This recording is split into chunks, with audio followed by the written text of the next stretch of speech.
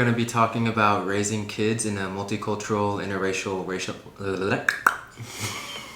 Hey y'all, welcome back to our channel. It's your girl Judy Logan and this is Eddie Logan and we are the Logan family. If you're new to this channel, welcome honey, and if you're a regular, welcome back honey. Do not forget to like, subscribe and share our videos. Okay, enjoy. So today we're going to be talking about raising kids in an interracial relationship, and specifically ours, a multicultural relationship. So yeah, we're going to give you some tips on it, our personal experiences, and just overall how it's been raising our son together. So yeah, let's get into it. Okay, so the first topic we're going to talk about is addressing identity. So Judy being Xhosa, me being American, we make sure that our son knows that he is both of those. So we'll teach him a little Xhosa traditions, and same with American traditions. We do everything together. Any questions he has about America, any questions he has about Xhosa heritage or culture, we make sure we answer all of that. We've also started to teach him Xhosa so he can understand it, and it's going to make his life much more easier once he grows up, so that he can speak all these languages, both his father's language and my language. So it's going to make his life kind of like balance real well. We also try to teach him about our history in each other's culture. So being American, I teach him about Thanksgiving, I teach him about the Pilgrims, I teach him about how we had slavery and just our culture and everything. And then same with Judy. I also teach him about apartheid, how it used to be back in the days. Whatever my parents got to teach me, I make sure that we teach him that as well, so that he won't be confused between the two. So at the end of the day, we really just make it a point to make sure he knows his roots and our roots, and so that he feels grounded to who he is, and he doesn't try to identify as one or the other because he feels like he needs to. We make sure that he embraces both heritages, both cultural differences, and he becomes something that not a lot of people are, and he actually embraces it. So I recently introduced them both into our traditional food, like the Xhosa traditional food, like umphakoqo, which is known as krummelpap in Afrikaans. And also we also celebrate like Heritage Day and whatnot, so that he can see the Xhosa side of me. And yeah, they both seem to enjoy it, and he also enjoyed it. I also give him a few lessons of how to speak Xhosa, so that it won't be a shock to him when someone gets both of them. So that it won't be a shock, because most of the people always ask me, hey, is this child not Xhosa? Can he speak Xhosa? So we've decided to take that route of making sure that he get those lessons as well, the Xhosa lessons, and more about the Xhosa culture.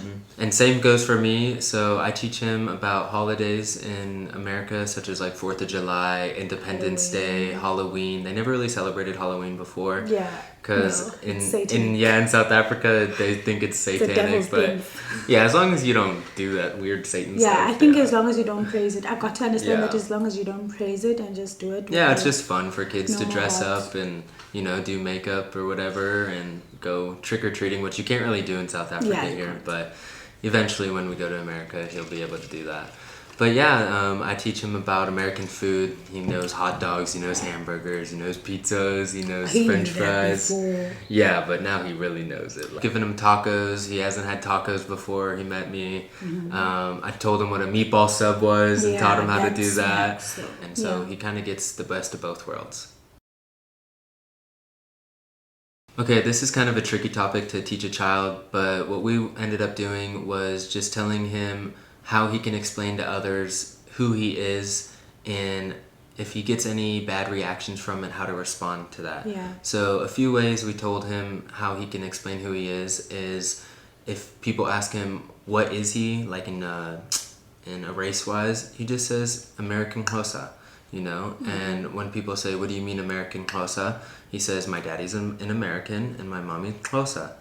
And there's really no questions after that. A lot of people just find that very interesting, actually. What's really cool. Even in crash, you would come back and tell everyone that, mommy, daddy, I told the rest of the class that my daddy is white, and they were like, no, your daddy is not white, because why are you black? stuff like that. So Yeah. we get to make him understand that okay, it's okay. You can explain to them that you are half white, even though he's not completely half white. Yeah. So the gist of it all is just empowering him to take pride in his story. And be confident. Yeah, exactly. As long as he's confident and he takes pride in everything, no one's really going to be able to tell him anything differently, and he won't change his mind just based on someone because saying someone something said to him. that. Yeah, exactly. Yeah. Yeah, so we basically take him to his grandma's, which is where I grew up. He gets to experience the Kasi life. Kasi is a location, so you get to see how that life is. How is it to go get chicken feet at a normal stand? And he enjoys that very much. So we just make sure he enjoys. He gets that part as well of my culture. And then on my side, what we end up doing is we'll do FaceTime with like my little cousins or my mom, and he really gets to experience talking to other Americans. And he actually just has fun on FaceTime, and they might do like dances together or just talk about, random things. But yeah, now he gets the best of both worlds. He gets to experience the Kasi life, and then he gets to experience actually interacting with other Americans and children. We also make it a point for him to watch American shows and shows in Xhosa too. Yeah. So he gets to understand, more about the American culture and more about the Xhosa culture. And we actually watch some actual movies or something in Xhosa, so he may not understand, but he's starting to actually be a part of that and watch it. I've also started to give him bedtime stories of the Xhosa, which is called Insomi. So I would sometimes sit in the dining room and have Insomi time and just teach him about all those stuff that he doesn't know, because it's literally stories from the olden days that are made up, which is not true, but he believes so much in them. So he loves those stories. Kind of fun. We also have a bedtime book that has a lot of old American stories for children in there, so he gets to learn the stories that I was taught when I was a kid too, like Humpty Dumpty. I mean, that's pretty universal stuff, actually. But yeah, just a lot of things like that. So this is probably the most difficult one that we had to overcome, and it was just the discipline factor, because kids are going to be kids and you got to discipline them, obviously. So whenever I came into this relationship and we started living together, and when TJ would get in trouble, it was automatically a sandal and a butt whooping, and we believe in spanking a kid in order for them to listen, but not all the time. Not only all the time. If it's too much and you feel like they're not listening. And the only way for them to really listen, as how I was raised, I was raised with a belt, I was raised with the shoe, so I feel like I became better. So that was an issue. Yeah, so at first, I wouldn't say anything, because the relationship was new. You're like, you do you, I'm not.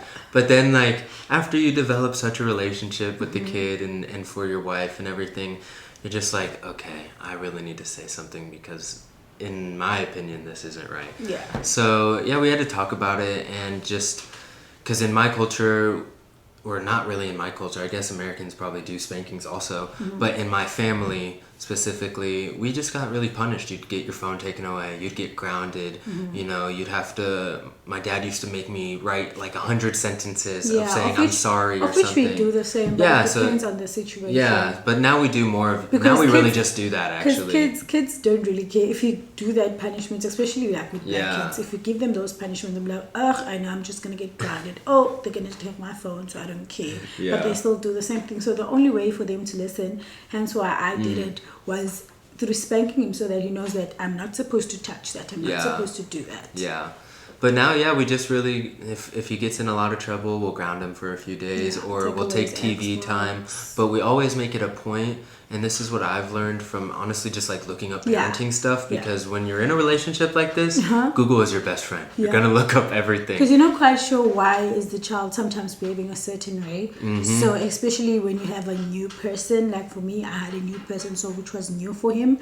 So sometimes the intent is to misbehave because they want to send a message. So we literally had to Google stuff and see what are we doing wrong and what are we not doing right to understand. And we got to understand what to do. So when you explain to the child that what they did was wrong, and they knew it was wrong before they did it, there's consequences to their actions. So when you make something, I don't know how to really explain it, but like when you make them familiar with the right and the wrong, and them knowing wrong and they still do it, then you have to make them familiar with, okay, if you know something is wrong and you still did it, there's consequences for that.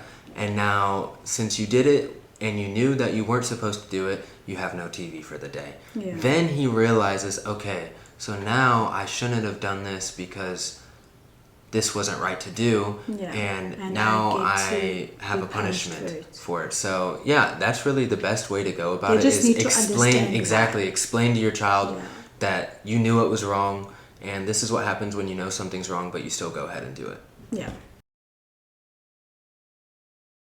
So our advice with other couples would be patient with your child, make sure they understand you both, especially when you have like someone who's coming out from a different culture and you're both from different cultures, and it's not his biological child but still his child.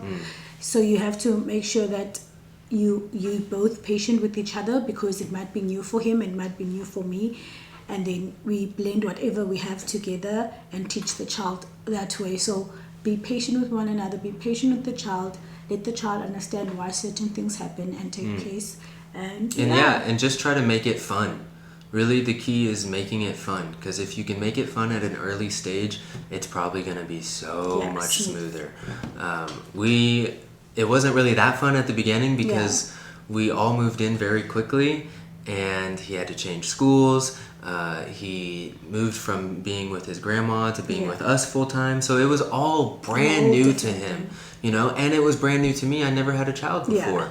So everything just got hit at once, but we eventually worked out the groove. We figured it all out. And luckily, we also got some advices here and there from our parents. Exactly.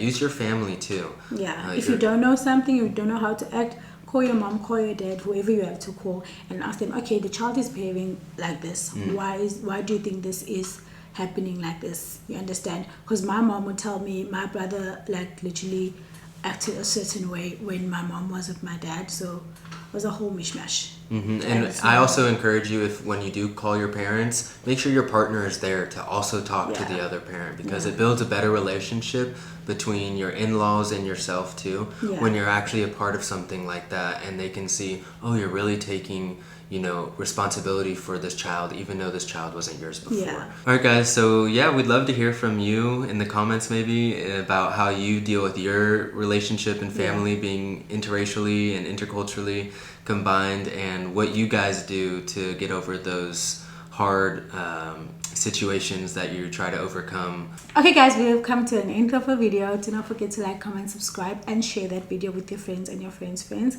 Thank you so much. See you next time. Bye. Bye.